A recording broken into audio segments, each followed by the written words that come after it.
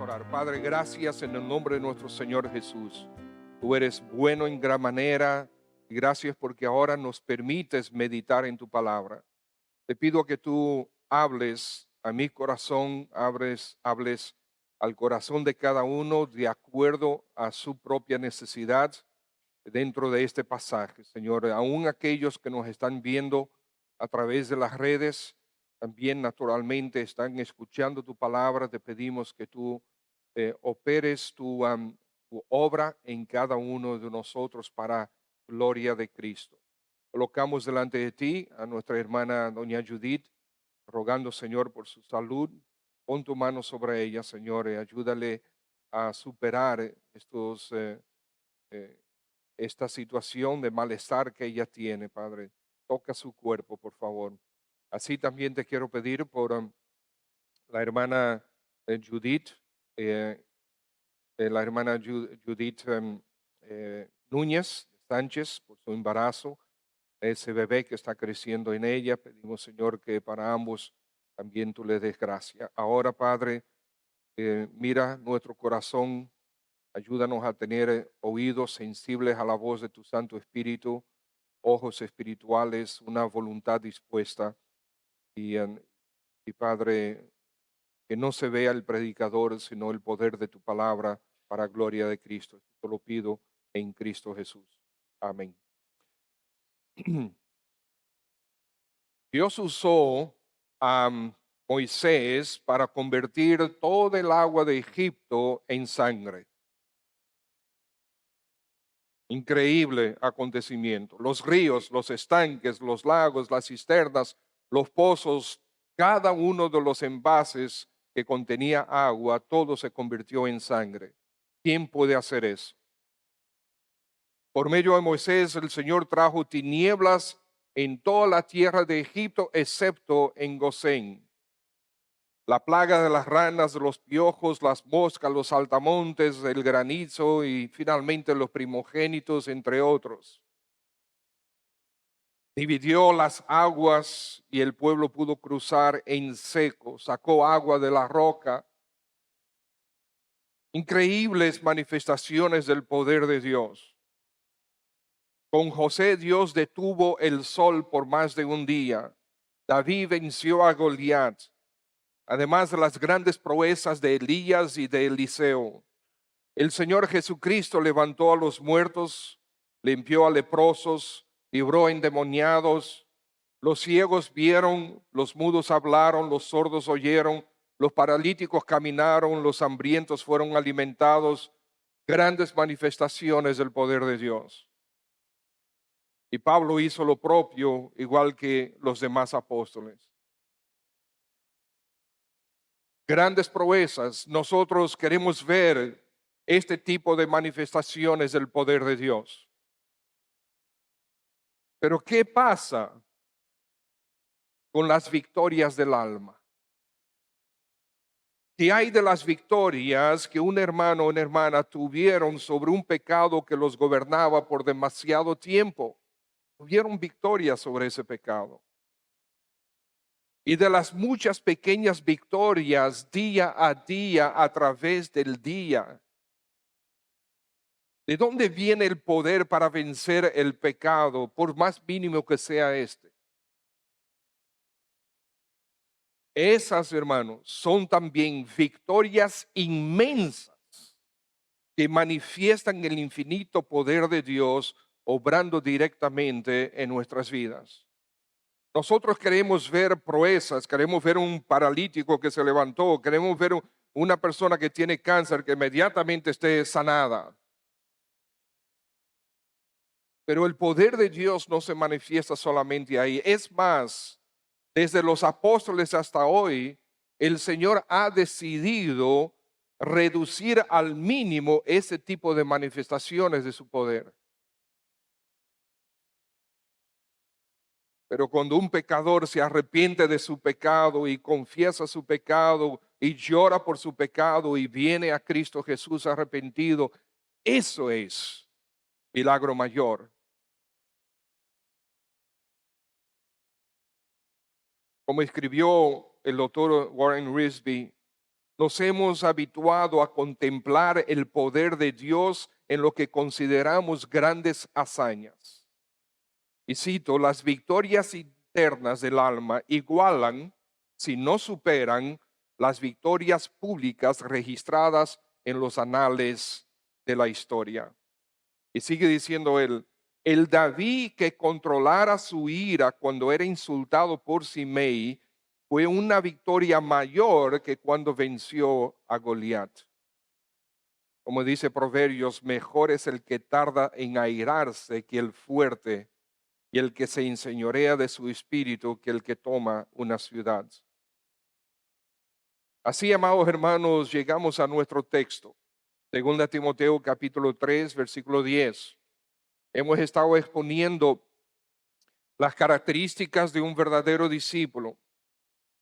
Características de un verdadero discípulo de Cristo.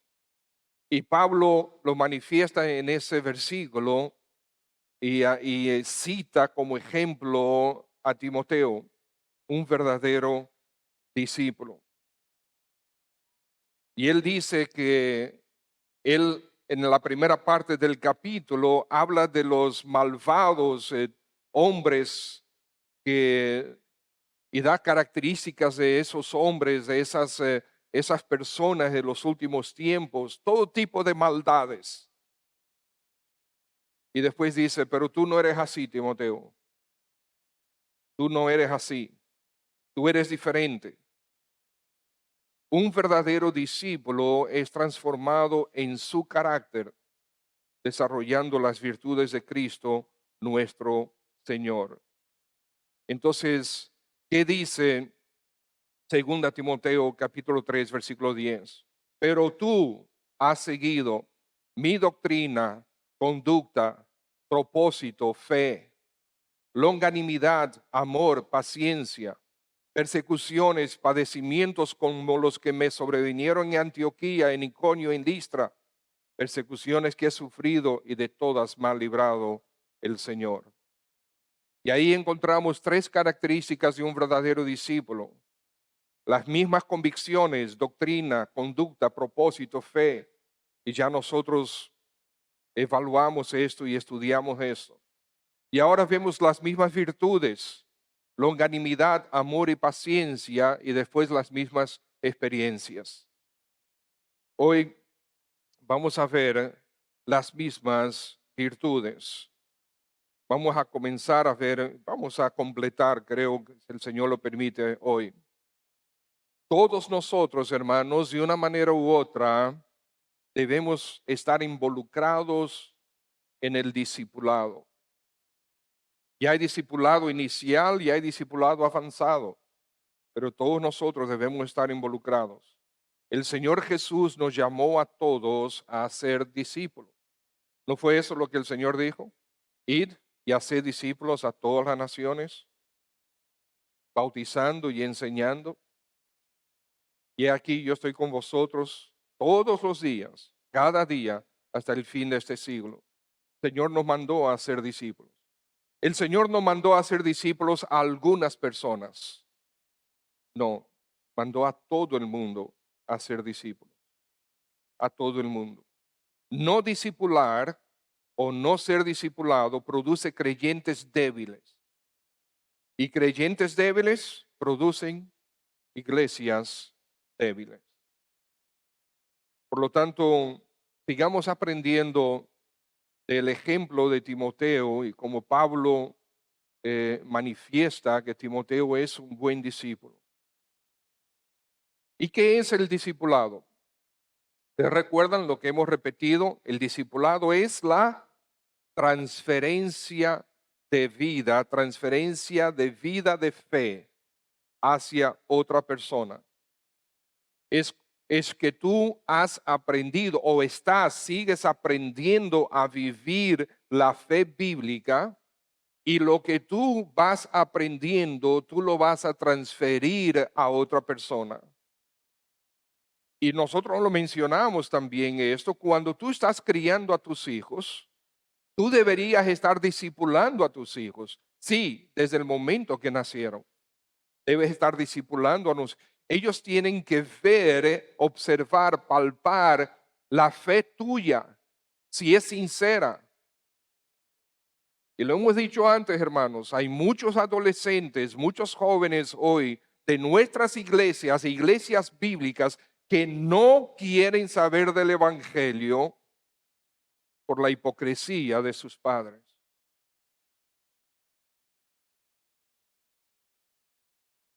Eso que nos asiente bien en la cabeza y en el corazón.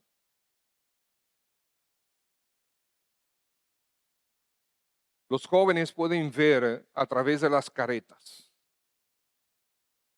Criar a tus hijos es discipular a tus hijos.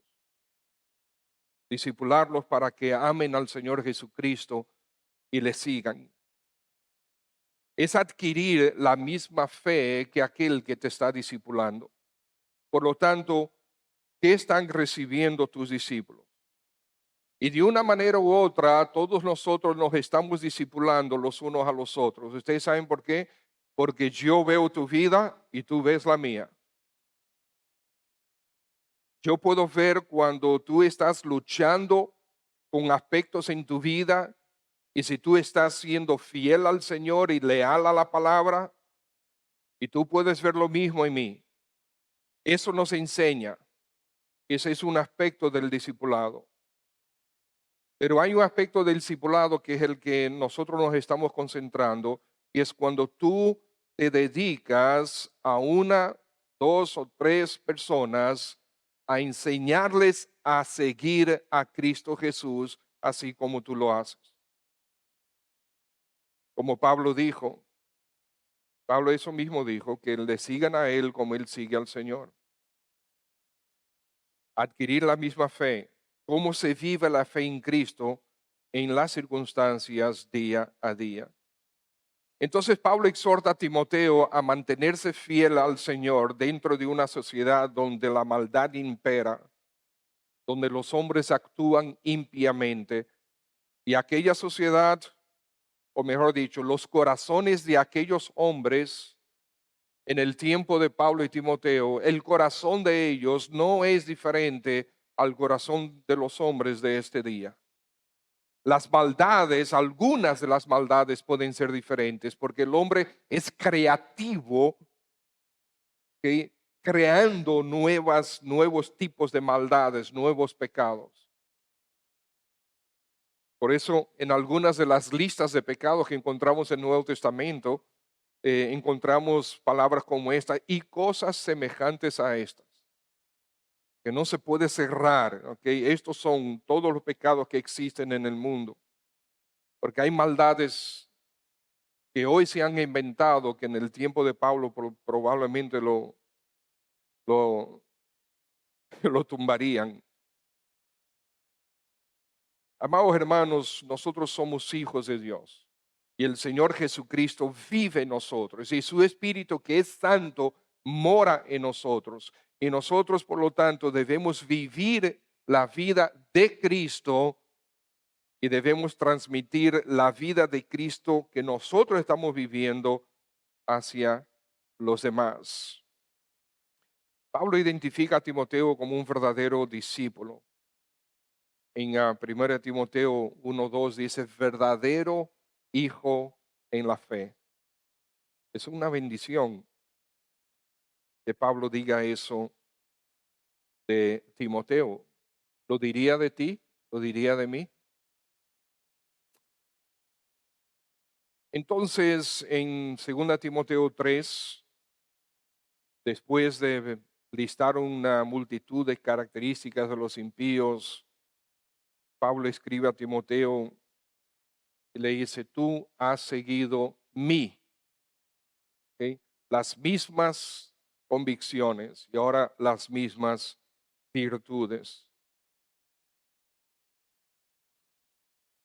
¿Qué son las virtudes? Son aspectos sobresalientes del carácter de un verdadero discípulo. Y eso es lo que queremos ver. Pablo solamente menciona tres aquí. Claro, no es exhaustivo, pero déjenme decirles, estas tres son suficientes para identificar si una persona realmente es creyente o no.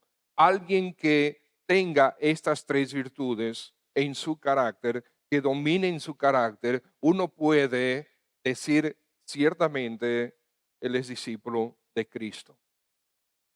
Esas tres características deben ser totalmente identificables en la vida del creyente.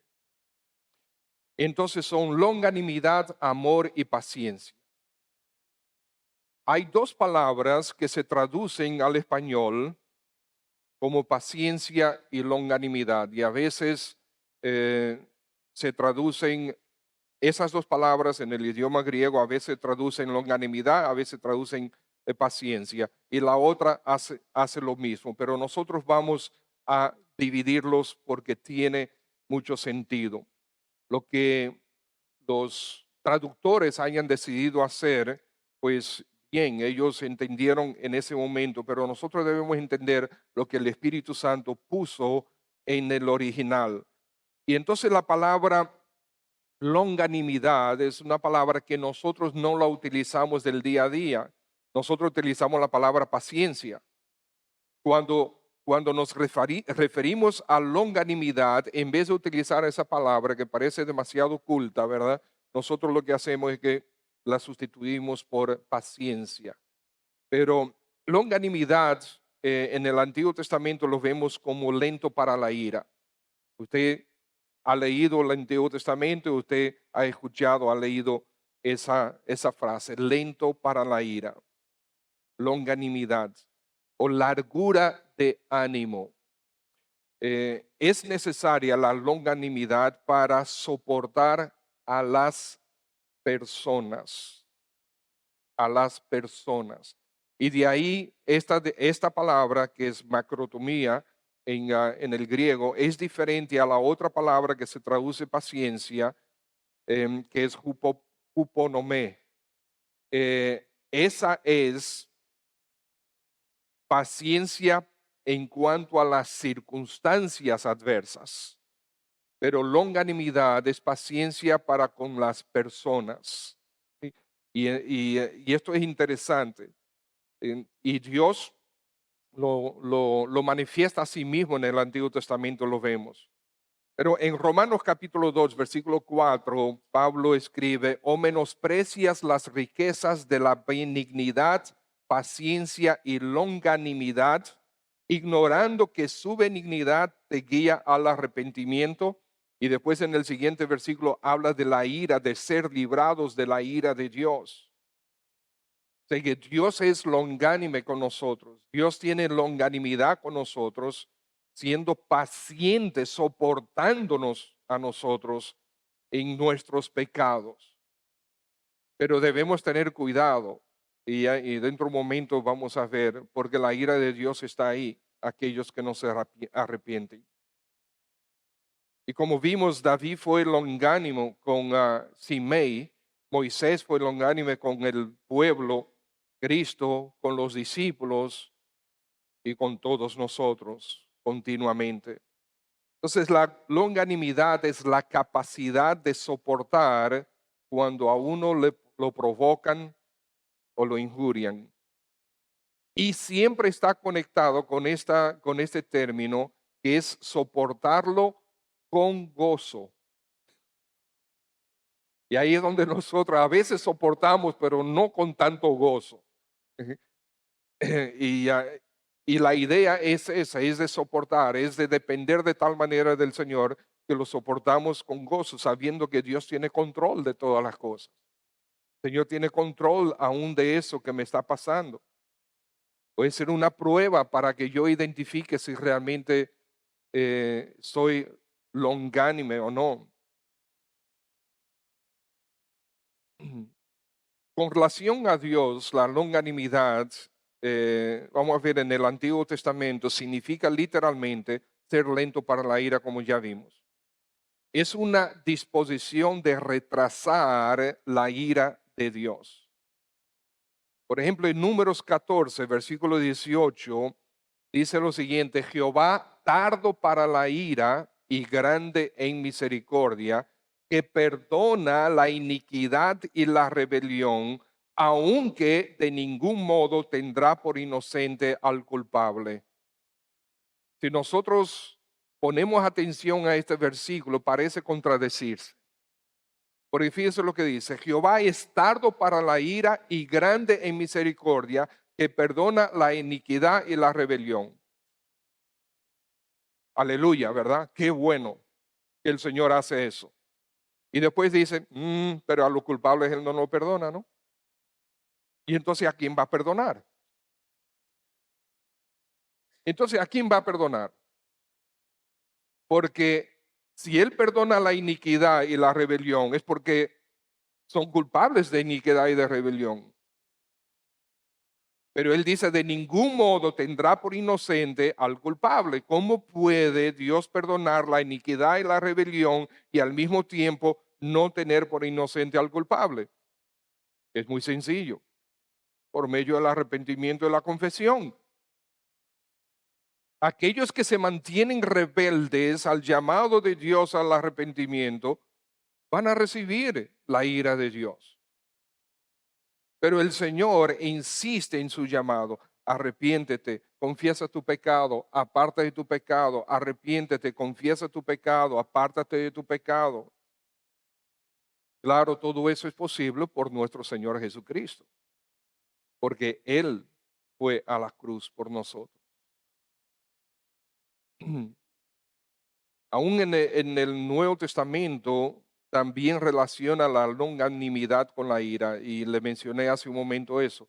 Romanos 2, versículos 4 y 5. Voy a leer de nuevo.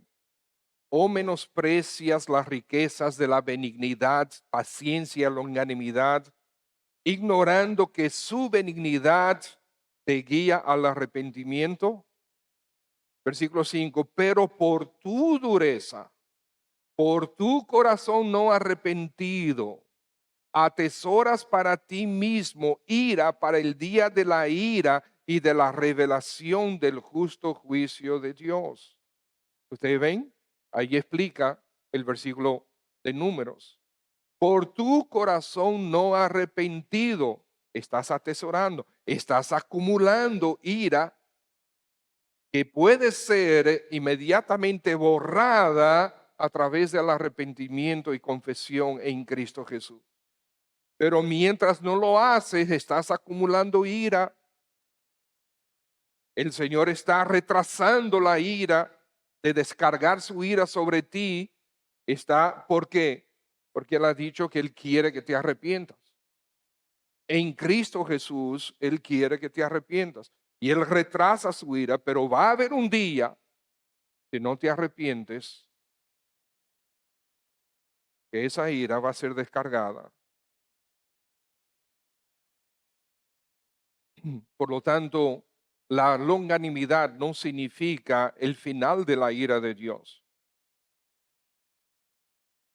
Significa que el Señor está aguantando. La ira está presente, está aguantando. En Cristo te arrepientes, ya seas inconverso, todavía no te has entregado a Cristo, o seas creyente. Si en Cristo te arrepientes de tu pecado, el Señor borra tus rebeliones. Primera de Juan 1:9, que dice, si confesamos nuestros pecados, Dios es fiel y justo. ¿Para con quién? Fiel y justo para quién? Para con Cristo.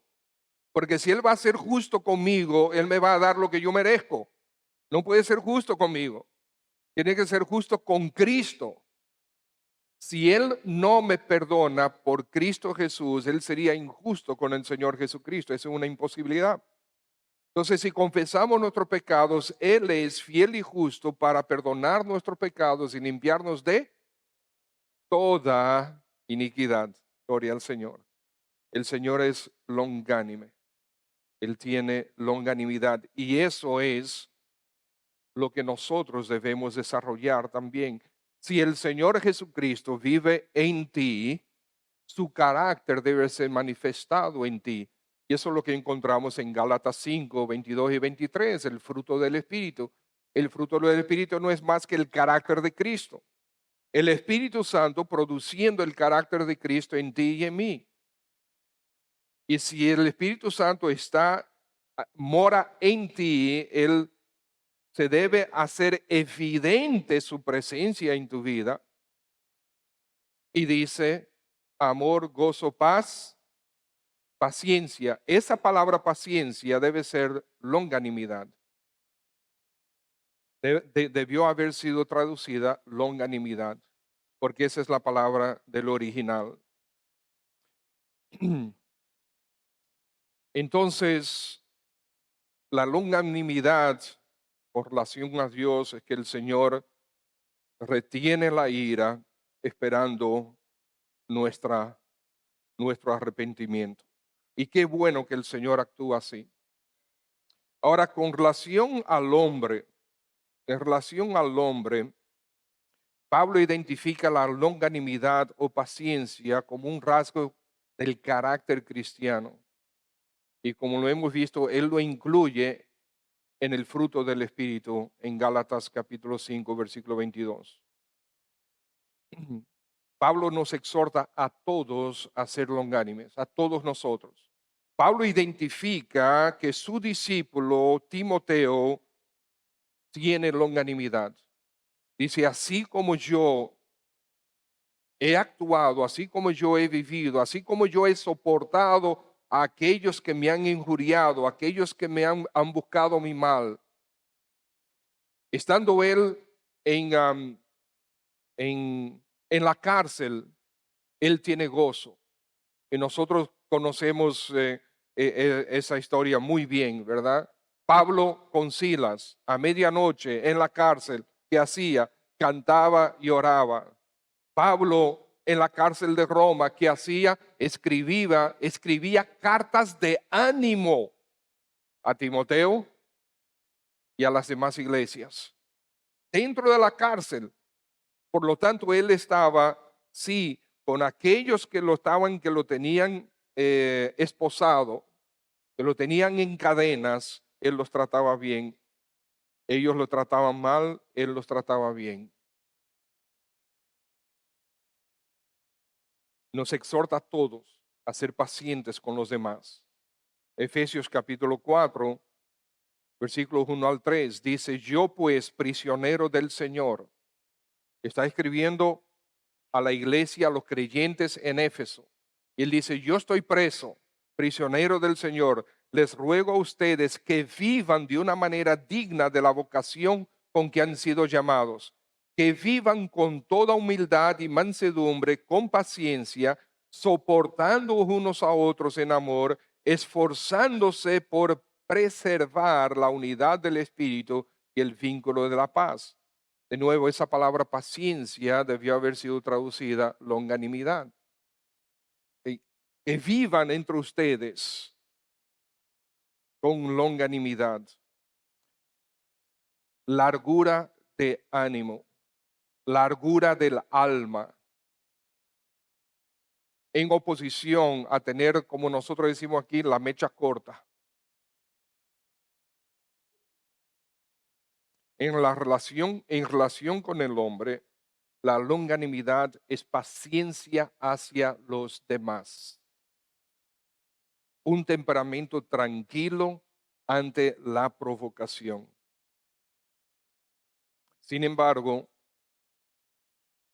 eh, nosotros muchas veces, muy a menudo, demasiado a menudo, respondemos de una manera diferente.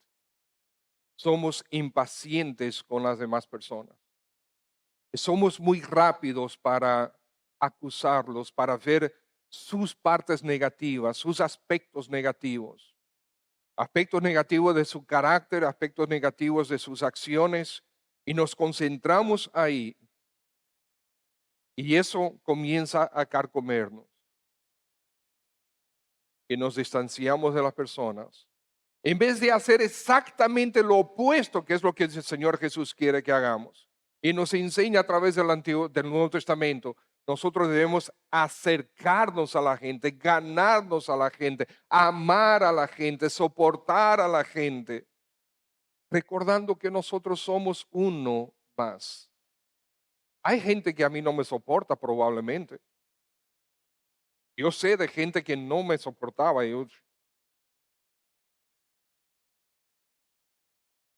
Y cuando habla conmigo, no entiendo por qué no me soportan si yo soy la persona más bella del mundo, ¿verdad? Yo nunca peco, nunca tengo malas actitudes, ¿verdad que no? Gracias por reírte, hermano. Todos nosotros tenemos momentos y tenemos aspectos de nuestro carácter que para otras personas no son tan agradables. Por eso es que la Biblia dice, soportaos unos a otros. Y por eso es que la Biblia dice, amaos los unos a los otros. El amor ágape, que está incluido en estas virtudes que habla Pablo. Entonces, amados hermanos, es una paciencia sostenida por la compasión y la comprensión. Entonces, paciencia para con los demás. Longanimidad. El Señor lo es con nosotros, nosotros debemos serlo con los demás. No levante la mano, pero ¿cuántos de ustedes tienen un vecino que es una prueba de longanimidad para ti? ¿Ok? Sí, el Señor te lo ha puesto ahí, o el Señor no tiene control de eso. Ajá, el Señor tiene control de eso. Entonces, ¿por qué tiene control de eso? ¿Por qué te tiene en esa situación?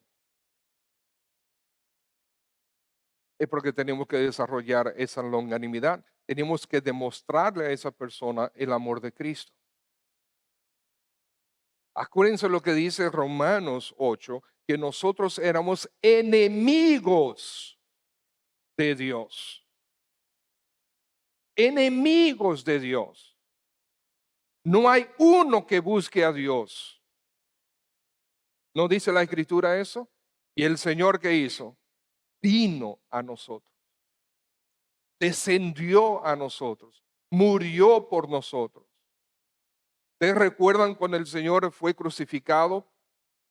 Lucas capítulo 23. Me encanta ese pasaje. Los gobernantes se burlaron del Señor Jesucristo y dijeron, ajá, tú eres rey de los judíos, pues bájate de ahí. Y después los soldados también se burlaron de él. Y dice, tú no eres el rey de los judíos, pero bájate de ahí, ven, tú no eres el hijo de Dios, el rey de los judíos, bájate de ahí. Y uno de los criminales que estaba crucificado a uno de sus lados también dijo, pero si tú eres el rey de los judíos, pues bájate de ahí y sácanos a nosotros también. Y entonces Matthew Henry dice, ellos le estaban rogando que se salvara de la cruz cuando él los estaba salvando a ellos por la cruz. Es glorioso. ¿Es el Señor longánime para con nosotros? ¿Es paciente para con nosotros? Entonces piensa ahora en esa persona o en esas personas que no te son tan agradables. Y debes cambiar. Porque para eso es que está escrito en las Escrituras, estas cosas, es para que yo cambie, para que tú cambies. No es para que digamos, sí fue interesante la predicación, el mensaje, y mucho menos que digan, qué lindo que usted habló, pastor. Sí. No, no, no, es para que cambiemos. Un hermano en la congregación, alguien de la familia, algún vecino, alguien en el trabajo, tu jefe, quizás un empleado, quizás un compañero, tienes que cambiar. El Señor no nos da otra opción. El Señor nos dice, es para que cambies. Para eso está escrita en las Escrituras. Para eso tenemos la palabra de Dios. Para eso está la predicación. Para eso está, para que seamos exhortados a ser como Cristo. Si el Espíritu de Dios vive en ti, el carácter de Cristo debe fluir de ti. Amor, gozo, paz, longanimidad.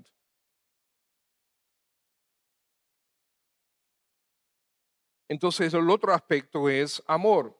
Pablo dice longanimidad, amor y paciencia, amor, amor sacrificado, la palabra es ágape, amor sacrificado, amor que busca el bien de los demás,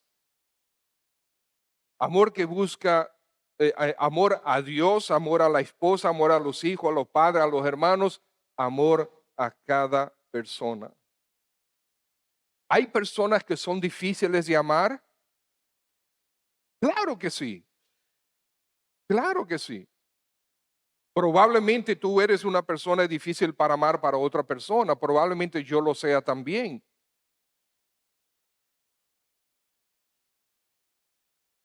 Pero ahí es donde se debe manifestar el amor, porque el Señor Jesucristo dice, ¿es fácil amar a los que te aman? Es fácil. Tratar bien a los que te tratan bien, eso es fácil. Pero el Señor dice, no, pero ¿dónde se manifiesta el carácter de Cristo?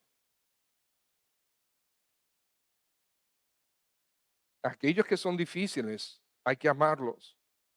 Buscar su bien. Es un amor desinteresado, no es egoísta. Este es el amor a Dios, dice 1 Juan, que guardemos sus mandamientos y sus mandamientos no son gravosos. Entonces el amor a Dios es obedecerle. Y por lo tanto, si Él te está llamando a ser longánime, a tener longanimidad, pues si amas a Dios, vamos a obedecer. Amor al prójimo. Pablo exhorta a este tipo de amor en 1 Corintios 8, en los versículos del 9 al 13, cuando él habla de que nosotros tenemos libertad y tenemos libertad para comer y para no comer. Pablo dice, óyeme, usa esa libertad. Sin embargo, Pablo dice, sin embargo, si yo sé que mi libertad va a ofender a un hermano, entonces yo decido limitar mi libertad. Porque yo soy libre para hacer y soy libre para no hacer también. Y Pablo dice, si comer carne que fue sacrificada a los ídolos va a ser de tropiezo para un hermano, yo entonces prefiero decidir no comer carne más nunca en la vida. Eso es amor al prójimo. Eso es tener el espíritu de Cristo, el carácter de Cristo. Ciertamente, lo que nosotros decimos, ¿cuál es nuestro argumento? No, espera. Es que yo no puedo ser esclavizado por una persona que es un niño. O sea, esto tiene que madurar. Está bien, estoy de acuerdo. Tiene que madurar, sí, tiene que madurar. Pero mientras madura, yo puedo decidir limitar mi libertad. Y eso es lo que Pablo está diciendo. Amor al prójimo. Que busca el bien del prójimo, porque ser de tropiezo significa que si yo estoy haciendo algo que lo va a hacer dudar de la iglesia, dudar de la fe, dudar de las escrituras, apartarse del camino e enfriarse en su relación con el Señor, si yo hago algo que esta persona se enfría en su relación con el Señor, yo estoy pecando contra Él, aún dentro de mi libertad. Porque el alma de esa persona es más importante que mi libertad. Eso es lo que Pablo quiso decir en ese pasaje. Los corintios nosotros conocemos y si el Señor permite, creo que pronto vamos a estudiar esa epístola. Pero ahí entre ellos era una iglesia muy especial. Había pleitos, contenciones, había sospechas del uno al otro, había envidias, celos, juicios desagradables que se hacían el uno para con el otro, acusaciones de motivos impropios, egoísmo, envidia, soberbia, jactancia. Había de todo ahí en esa iglesia, una iglesia muy creativa en ese sentido. Pero todo eso completamente inconsistente con el amor ágape. Y Pablo cuando les escribe, naturalmente trata de corregir esos asuntos. Hermanos, también amor por las almas perdidas. Tú has seguido mi conducta, de mis convicciones, pero también has seguido la longanimidad, el amor, la paciencia. Amor por las almas perdidas. ¿Tenía Timoteo amor por las almas perdidas? Absolutamente. Porque Timoteo se convirtió en un pastor. Y Timoteo también sufrió, y lo veremos después, las mismas persecuciones o el mismo tipo de persecuciones que recibió Pablo. Porque en Hebreos, al final, en capítulo 13, el escritor de Hebreos dice, finalmente está libre Timoteo. Timoteo ha sido puesto en libertad. Si fue puesto en libertad, es porque estaba preso. Y si estaba preso, no era porque mató a alguien, era por el Evangelio. Amor a las almas perdidas. ¿Tenía Pablo amor por las almas perdidas? ¿Qué dice Pablo en Romanos? Óyeme, si fuera posible, yo preferiría yo ir al infierno para que toda mi nación pudiera ser salva. Uf, yo no puedo decir eso. Todavía no he llegado a ese nivel de espiritualidad, lamentablemente.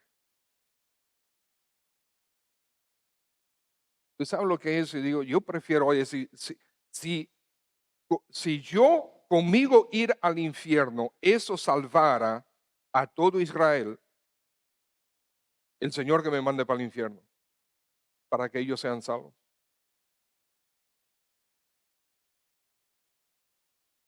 Y Pablo dice en 1 Corintios 9, lo soportamos todo por no tener ningún obstáculo al Evangelio.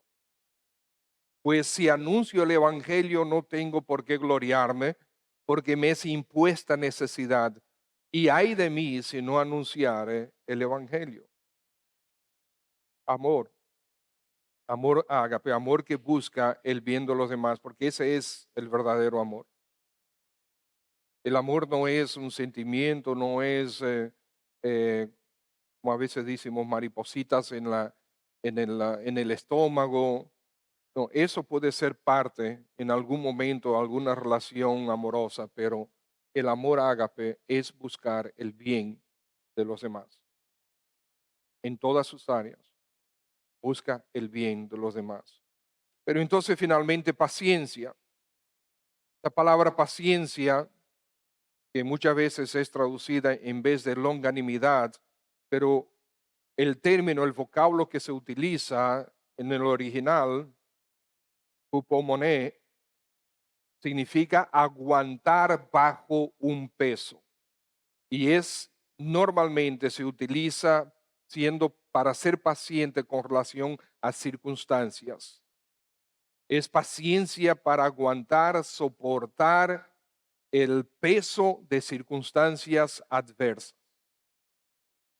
Y Pablo en Romanos 15:5 dice, porque las cosas que se escribieron antes para nuestra enseñanza se escribieron a fin de que por la paciencia y la consolación de las escrituras tengamos esperanza. De que tengamos esperanza cuando nosotros enfrentamos, experimentamos situaciones adversas, situaciones que no nos gusta, pérdida de trabajo, pérdida de la salud, con situaciones con la familia. Y hay situaciones con la familia que duelen absolutamente, profundamente. Un hijo que está desviado del Evangelio, un papá que no quiere entender el Evangelio, una esposa, un esposo. Sí, hay, hay situaciones bien difíciles, pero que el Señor nos dice que nosotros podemos ser consolados en ellas. Y es cierto que Dios tiene el poder para cambiar todas y cualquier circunstancia, ¿sí o no? Sí, pero a menudo elige no hacerlo, o normalmente elige no hacerlo. ¿Por qué? Porque el Señor elige no cambiar favorablemente las circunstancias que nos presionan, que nos son adversas. ¿Por qué? Nosotros sabemos por qué. Que a través de la prueba, nuestra fe se fortalece en el Señor, nuestra dependencia del Señor fortalece. A través de las pruebas, nuestro carácter se fortalece. A través de las pruebas, nosotros podemos darnos cuenta dónde estamos fallando, dónde todavía no estamos fuertes. Me doy a entender, el Señor no me da una prueba para Él ver si yo estoy bien o no en esta o aquella área, sino el Señor nos permite las pruebas o nos pone las pruebas para que tú y yo identificamos dónde estamos débiles y podamos trabajar en esa área.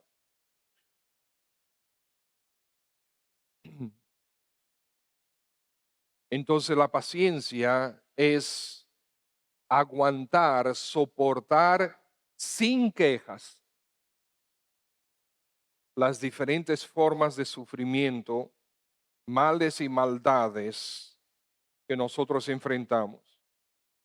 Y aguantar pacientemente injusticias que nosotros no podemos remediar y provocaciones que nosotros no podemos obviar.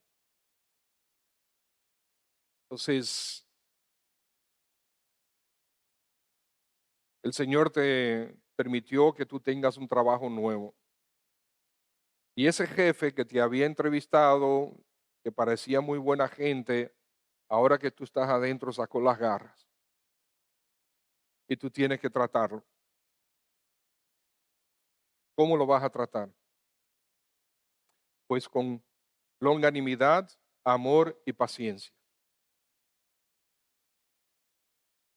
A eso me llama el Señor.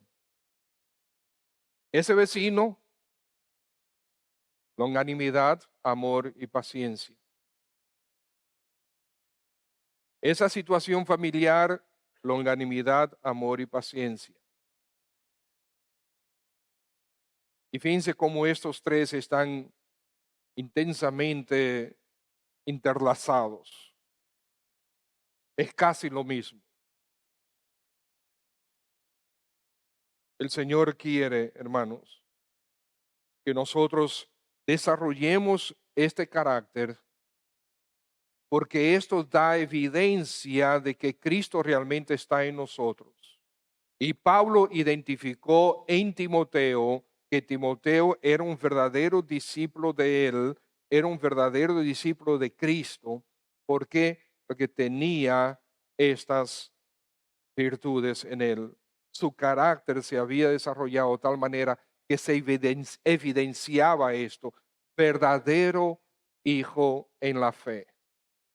También lo dijo de Tito cuando le escribió a Tito, verdadero hijo en la común fe.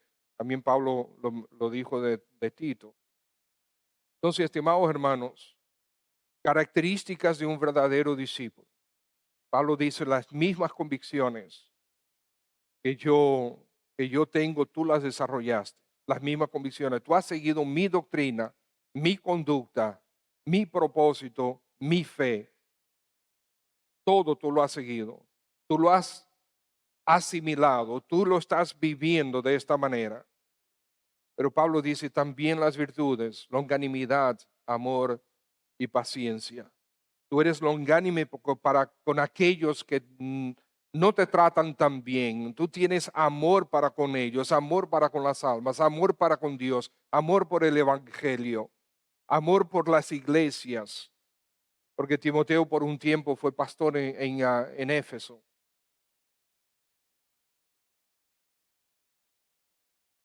Pablo dice, paciencia, tú toleras las mismas circunstancias.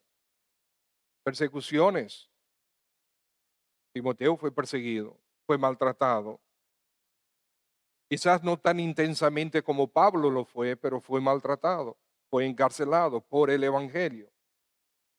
Entonces la próxima característica que vamos a ver, el Señor permite, si Él no ha venido antes, tienen las mismas experiencias. Porque todo esto es lo que nosotros debemos estar transmitiendo a aquellos a quien estamos discipulando. Tienen que vernos o tienen que ver nuestra fe en acción día a día. Y si nosotros pretendemos que un discipulado es sencillamente em, cada miércoles a las 6:30 de la tarde nos sentamos para repasar una lección de un programa X y después la próxima semana volvemos para la siguiente lección o para terminar la anterior y después la otra semana, eso no es discipulado. Eso no es discipulado. Eso es parte del discipulado, porque hay que enseñarle la palabra de Dios. Pero el discipulado es la transferencia de una vida de fe. El que es el discípulo tiene que ver cómo se vive esa fe en el día a día. Tienen que ver que tu amor por Dios no es solamente de boca. Que tu amor por la palabra de Dios no es solamente por la boca. Que hablar de evangelismo no es solamente de boca. De amar al prójimo no es solamente de boca. De amar a tu esposa y a tu esposo no es solamente de boca. De instruir a tus hijos en el camino del Señor no es solamente de boca. Pero tus hijos ven cuando tú llegas tarde al culto. ¿Por qué? Porque dormiste demasiado, pero tú no llegas tarde al trabajo, ¿verdad que no? Y tu hijo ve eso, tu hijo ve como tú en la mañana estás e incluso hasta le das su boche cuando no están listos porque tienen que salir huyendo. Tú no llegas tarde aquí, porque si llegas tarde aquí al colegio, no te dejan entrar, muchacho, te ponen algún tipo de, ya yo no sé, Pastor Jardín me dirá qué es lo que le hacen. ¿Verdad que no? Pero llegas tarde a adorar al Señor. A la cita que es con el Señor, que es la persona más importante del universo. Tú llegas tarde. Tus hijos lo ven. ¿Tus prioridades cuáles son? Ah, que yo amo a Dios. Ajá. Tú amas a Dios. ¿Y por qué Él no está en primer lugar si tú lo amas?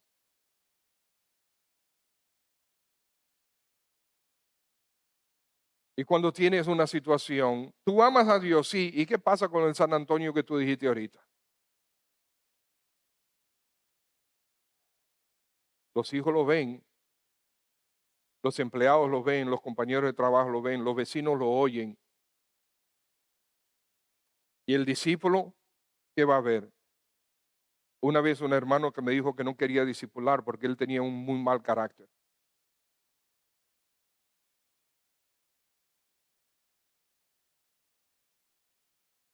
¿Esa es una excusa? No. Él tiene que desarrollar el carácter de Cristo y ponerse a discipular. Tenga el Señor gracia para con nosotros, con cada uno de nosotros. Desarrollemos esas características de un buen discípulo, de un verdadero discípulo, para gloria de su nombre. Padre, gracias por tu palabra y ayúdanos a ser sensibles, obedientes a la voz de tu Santo Espíritu cuando nos habla verdades como esta. Ayúdanos, Padre, a ser longánimes, a tener amor, ser pacientes en las circunstancias. Ayúdanos a ser instrumentos tuyos para que el Evangelio fluya realmente en este mundo que está tan confundido, con tantas voces que dicen ser la verdad, con tantas religiones que dicen ser la verdad.